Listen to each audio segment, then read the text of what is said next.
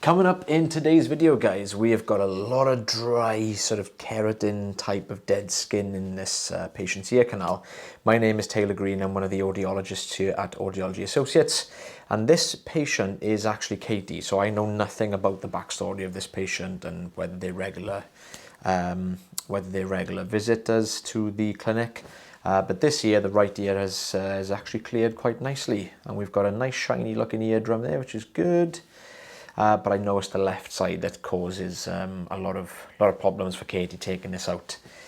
That's lovely, looking nice and healthy there. That little light, that little speck of light you could see on the eardrum, that's called the light reflex, and that's what we're always kind of looking for when we're looking at an eardrum.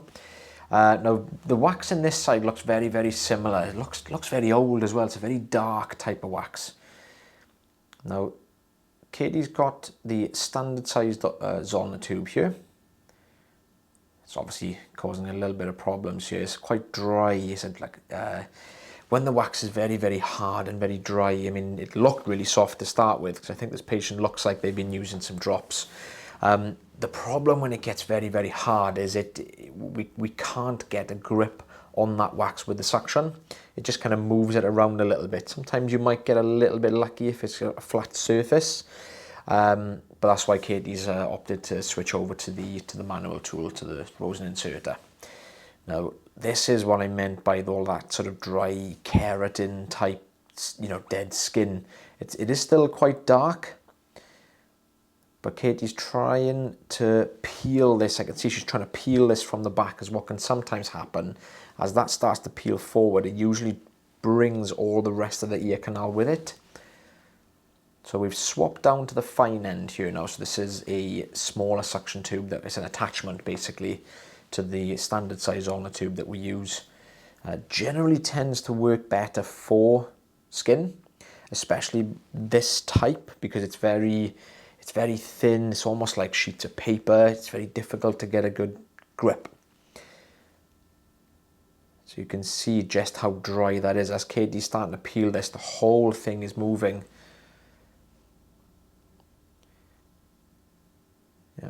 It's just coming away in little tiny bits at the moment.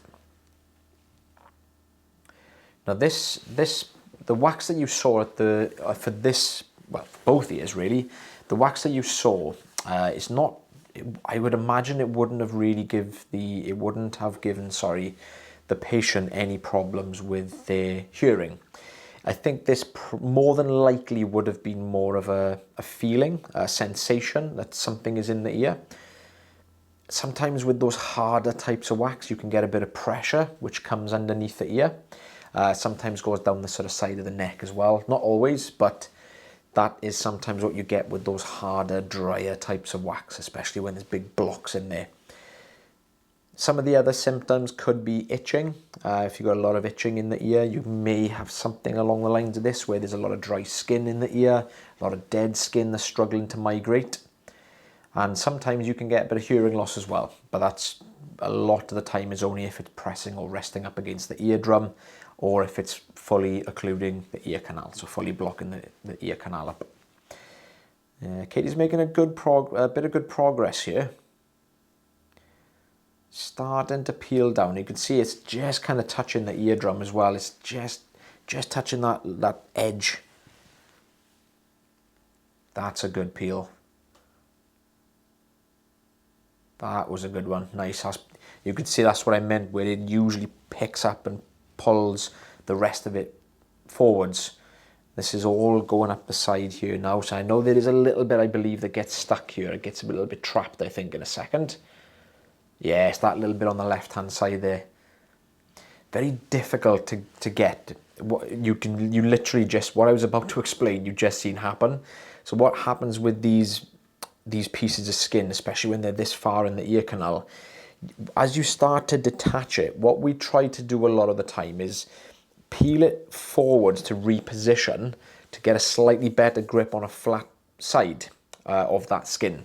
But what you saw happening there, as Katie was trying to reposition and to flip that sort of skin upside down essentially, because it's more of a keratin, it's a harder type of skin, anytime you lose that grip, it just pushes itself back to where its original position was, and it gets really, really tricky, and they're really annoying because they just don't want to come away.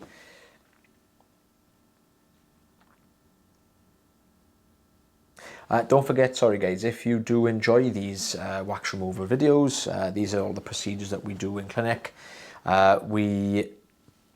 We can't kind of pick and choose with what we have. We literally, these are literally done sort of a day or two before we voice these videos over.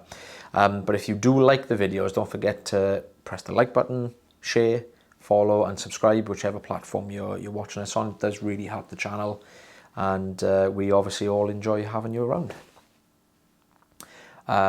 Also, Reese is not with me again. I know you're probably fed up of seeing my face by myself, but Reese will be back. He's out of clinic at the moment, but he will be back very, very soon.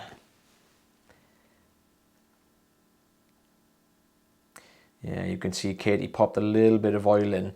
What the oil is going to do in this case, it's not going to soften up that skin, but what it is going to help to do, as that skin starts to peel, the oil will get underneath that skin and it will actually stop it from reattaching.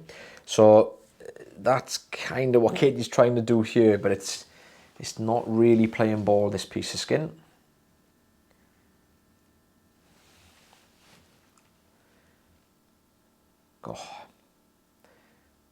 Oh, that is the grip, I believe. Just need to lift that slowly there now. You can already see it starting to move a little bit more freely now. It's come away a little bit more from the ear canal, but just stuck itself back down. We're almost there. We're almost there.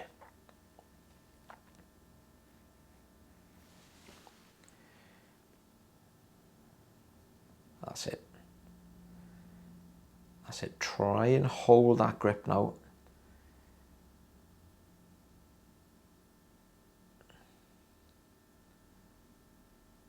There you go. I know there's people, people reading, watching these videos now that are probably going to say, get a set of tweezers or get some forceps down there, but it's not quite as easy as it looks. Like I said, as you can see how thin that was and how attached to the ear canal that was, that would have been very difficult to do comfortably. We've just got this last little bit here now. The Katie's just popping in.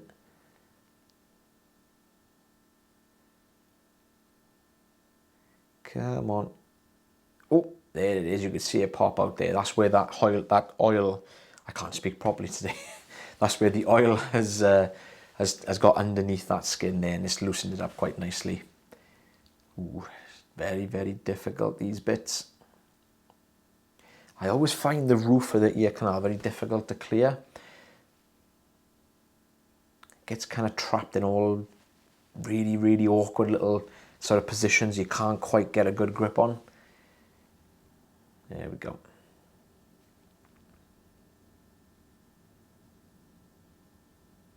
Oh, I just got a little bit in the tube. It just blocked the suction. Excellent. Eardrum is looking good though. Eardrum's looking nice and healthy. Oh, that's a good one. Lovely. Is Katie going to try and get that little bit that's left on the right hand side as well?